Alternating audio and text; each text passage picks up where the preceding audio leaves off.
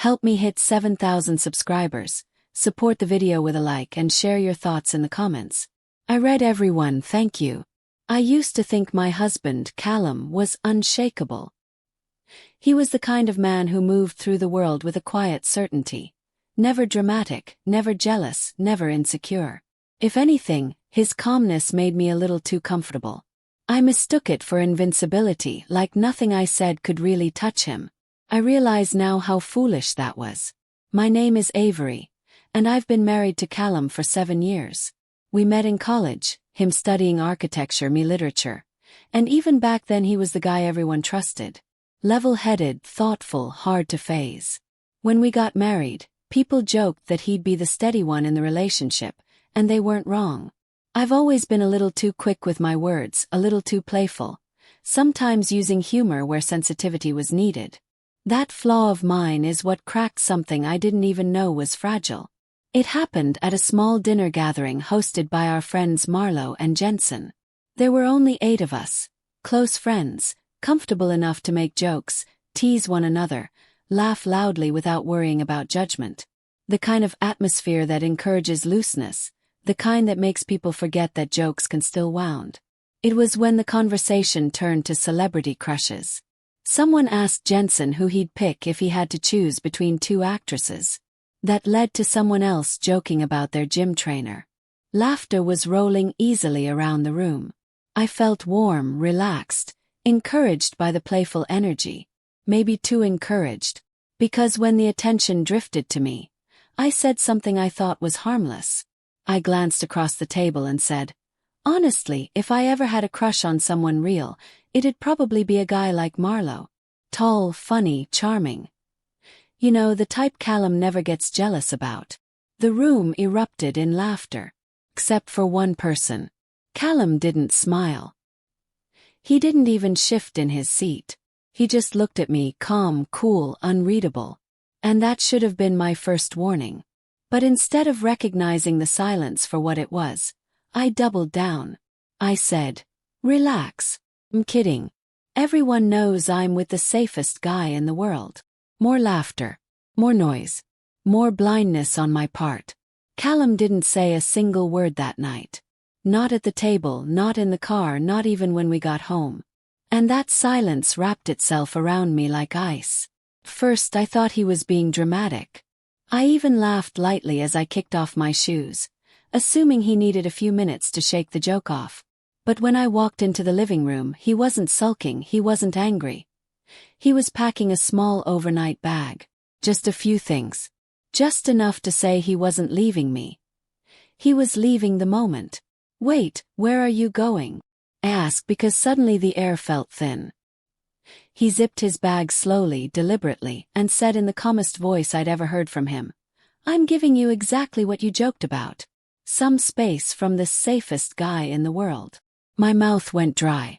Callum, it was a joke. Everyone knew it was a joke. He nodded once. Everyone except the one person who was supposed to matter. That hit me harder than anything he could have yelled. Because he didn't raise his voice. He didn't accuse me.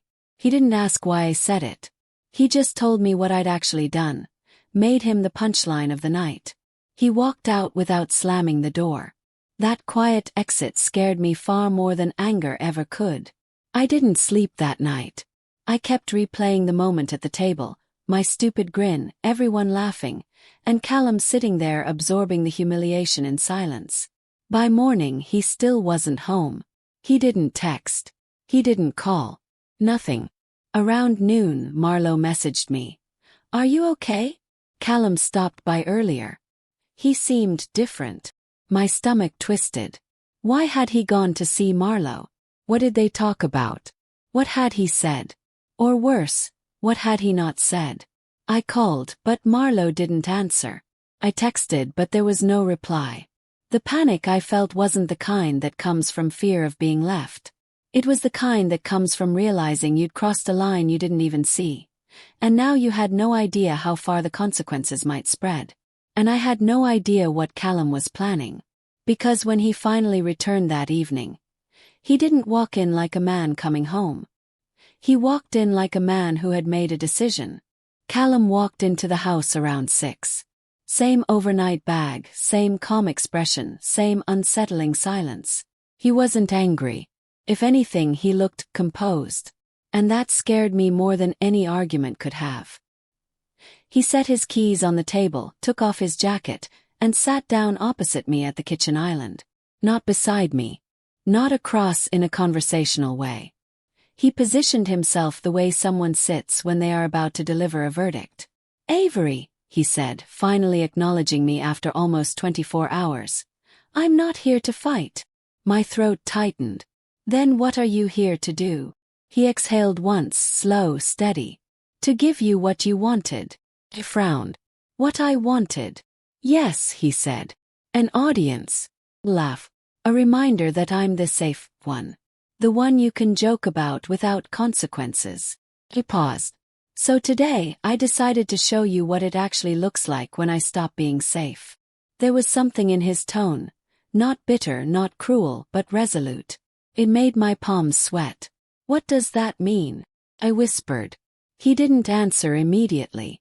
Instead, he reached into his bag and pulled out a small stack of folded papers. Then another. Then a third. He placed them on the table like a dealer sliding cards across a poker table. "Callum, what are those?" He tapped the top pile. "This is a letter.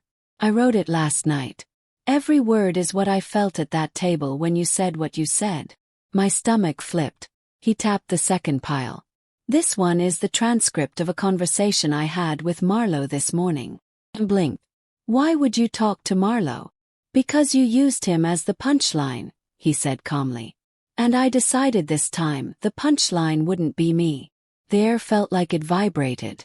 "What did you say to him?" I asked, almost afraid to hear the answer. "That depends," he said, "on how honest you want me to be." My voice came out small. "Honest?" Callum leaned back, clasping his hands.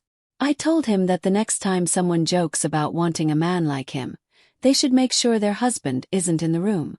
I also told him that respect is the only thing I require in a marriage, and that I'm fully willing to walk away the second it stops existing." My chest tightened. "Callum, why would you say that?" "Because it was the truth," he said. "And because someone needed to hear it who wasn't laughing." There was no malice in his voice. That made the words hurt more. "And the third pile?" I asked quietly, nodding toward the last stack on the table. He didn't touch it at first. He just looked at it, as if weighing what it meant. "That," he finally said, "is a list of everything I've done for us that you've assumed would always be there. Not obligations. Not chores. Just the quiet things I do because I believed we respected each other." My eyes burned. "Callum, please. Let me finish," he said softly, not sternly, not coldly. Just firm. "Every marriage has fragile moments. But last night wasn't a moment. It was a reminder." "Of what?" He looked directly at me. Steady, clear, and heartbreakingly calm. "That sometimes the people we love forget we're human." A tear slid down my cheek before I could stop it. "I never meant to hurt you," I whispered. "I know," he said.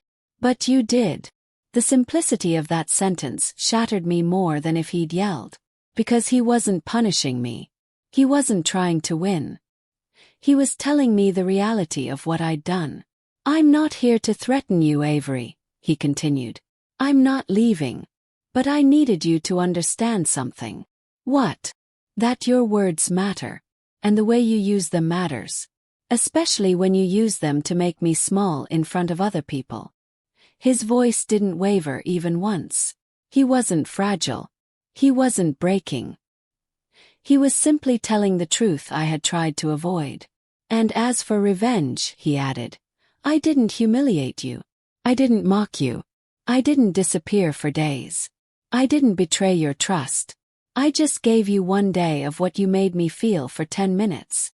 That line hit like a strike straight to the center of my chest. "Silence will always say more than sarcasm," he finished. I covered my face with my hands, the weight of everything crashing through me. "I'm so sorry," I whispered through my fingers. He stood, walked around the island, and gently pulled my hands away. I don't want apologies, he said. I want understanding. I want respect. And I want you to think before you use me as the joke again. I will, I said, voice trembling. I promise. Callum studied my face, searching for sincerity, and when he found it, he finally nodded. The tension in his shoulders eased slightly. Then, in a gesture so simple it broke me, he took my hand and said, "Good, because I'm still here. But I won't always be if you forget who I am." That was his revenge. Not anger. Not payback. Not humiliation. It was clarity. And clarity, when delivered calmly, can cut deeper than anything shouted across a room. Callum didn't need to raise his voice to shake me. He just needed to show me the edge of what he'd been holding back all along.